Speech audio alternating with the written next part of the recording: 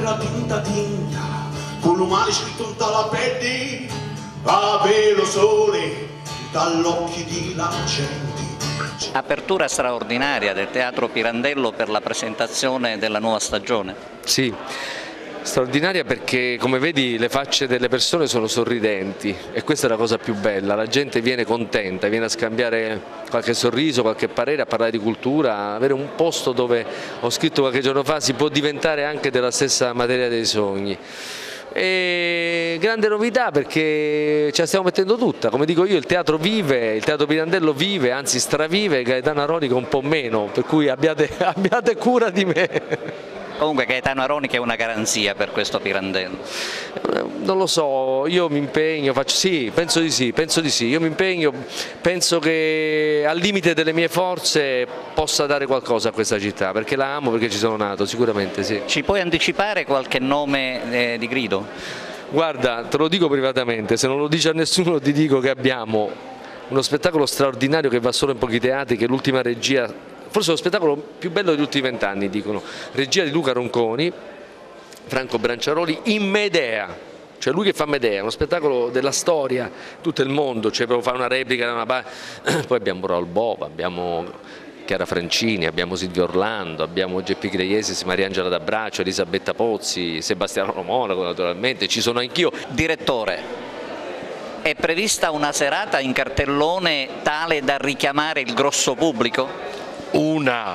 Tutte le serate nel nostro cartellone sono tali da richiamare il grosso pubblico.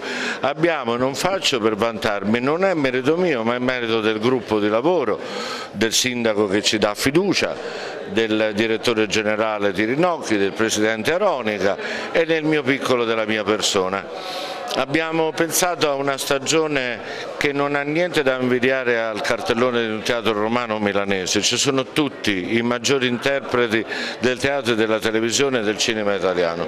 Io intitolerei questa stagione, se potessi, con una breve frase che diventa quasi una piccola poesia: un pensiero, un sorriso, una rosa. Avete lavorato alla grande, vi siete preparati, avete messo su un cartellone che questa sera viene presentato al pubblico con la presenza delle autorità, una festa insomma. È una bellissima festa perché su questo cartellone abbiamo lavorato tanto e ci siamo impegnati tanto perché con i pochi fondi che ha a disposizione la Fondazione abbiamo fatto miracoli, ma il lavoro della Fondazione non si è diretto semplicemente al cartellone principale, si è rivolto ai ragazzi ai quali abbiamo riservato abbiamo voluto ripetere l'esperienza dell'anno scorso con i matinè realizzati con gli spettacoli delle serate principali. Ecco, c'è un dato riguardante gli abbonamenti? Allora, abbiamo ricevuto già le conferme da parte dei vecchi abbonati, ma ci aspettiamo che tanti altri ci richiedano il nuovo abbonamento perché quest'anno credo che saremo abbastanza numerosi. Sindaco, questa sera al Teatro Pirandello diciamo una festa per la presentazione della nuova stagione. È il secondo anno in cui piuttosto che una conferenza stampa si fa un'operazione di questo tenore, si chiamano a raccolta gli abbonati, gli abituali e si presenta la stagione teatrale con momenti di spettacolo.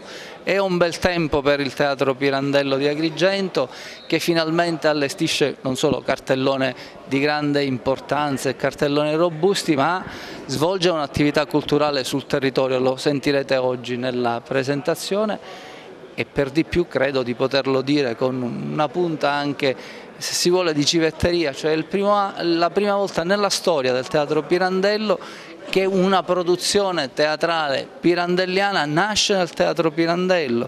Noi solitamente abbiamo allestito i cartelloni e basta, adesso il Pirandello ha una sua produzione, Vestire gli ignudi,